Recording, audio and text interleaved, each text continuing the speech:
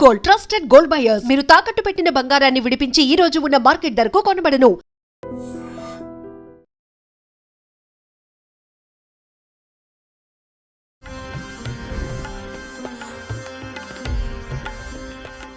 మకర రాశి వారికి ఆదాయం 7, వ్యయం 8, రాజ్యపూజ్యం 1, అవమానం 6.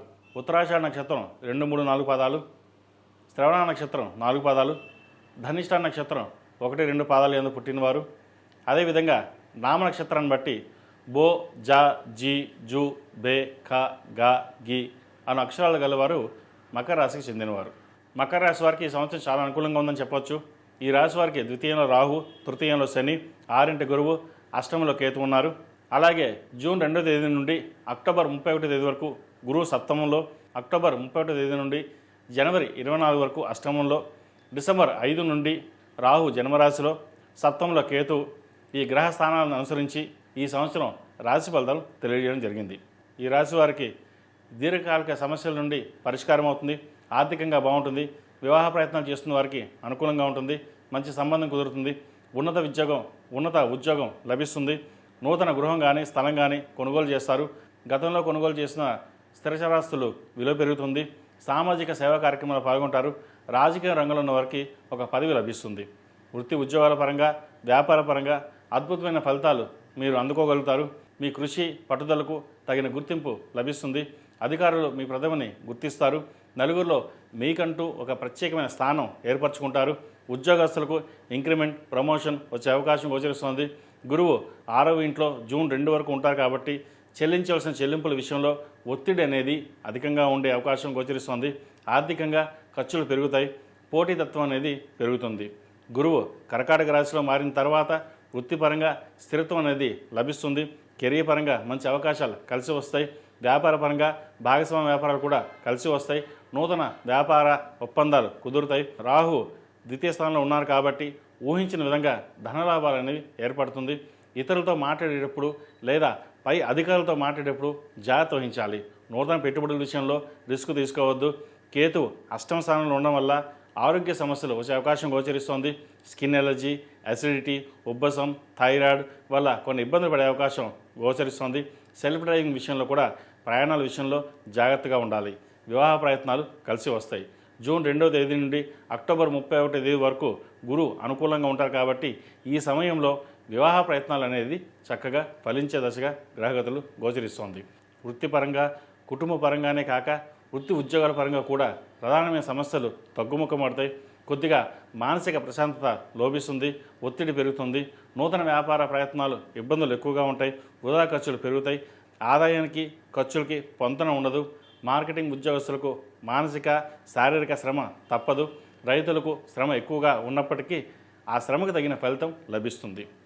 ఈవెంట్ మేనేజ్మెంట్, టెక్నికల్ రంగంలో ఉన్నవారికి, వైద్య వృత్తిలో ఉన్నవారికి, రియల్ ఎస్టేట్ రంగంలో ఉన్నవారికి, ముఖ్యంగా విదేశీ సంబంధిత విషయ వ్యవహారాలు సానుకూలపడతాయి.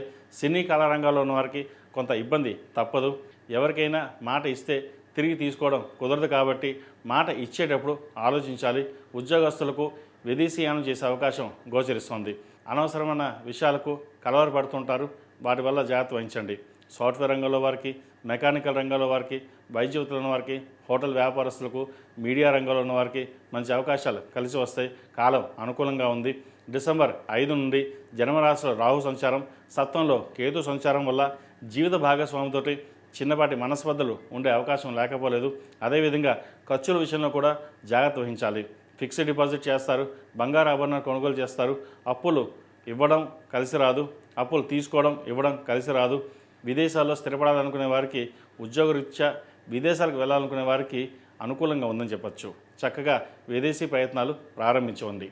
ఈ రాశివారు ప్రథమార్థంలో సుబ్రహ్మణ్య పాశుపత హోమం, ద్వితీయార్థంలో భృగు పాశుపత హోమం చేయించుకోవడం చెప్పదగినది. ప్రతిరోజు ప్రతినిత్యం ఓం నమః శివాయతో దీపారాధన చేయడం, కుబేర కుంకుమతో మంగళవారం శుక్రవారం నాడు అమ్మవారికి కుంకుమార్చన చేయించండి, మంచి ఫలితాలు సంప్రాప్తిస్తాయి.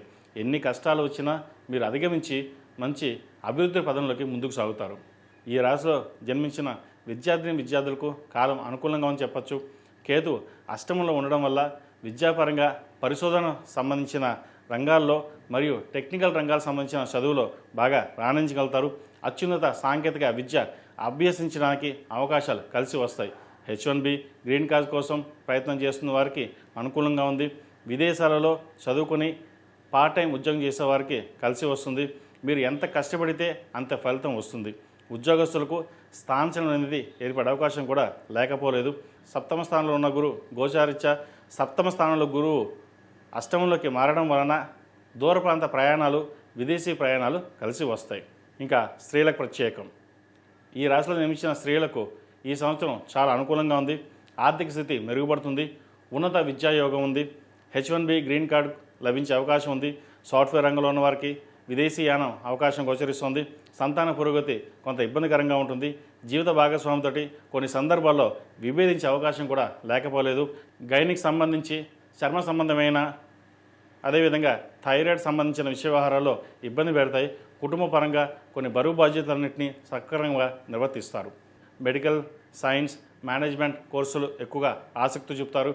మీ ఆలోచనలన్నీ చక్కగా వినూత్నంగా మార్చుకుంటారు. ఈ కాలంలో మీరు చేసే అధ్యయనం, ప్రయోగం, ప్రయాణాల కారణంగా మీ కళల్ని నెరవేర్చుకోగలుగుతారు.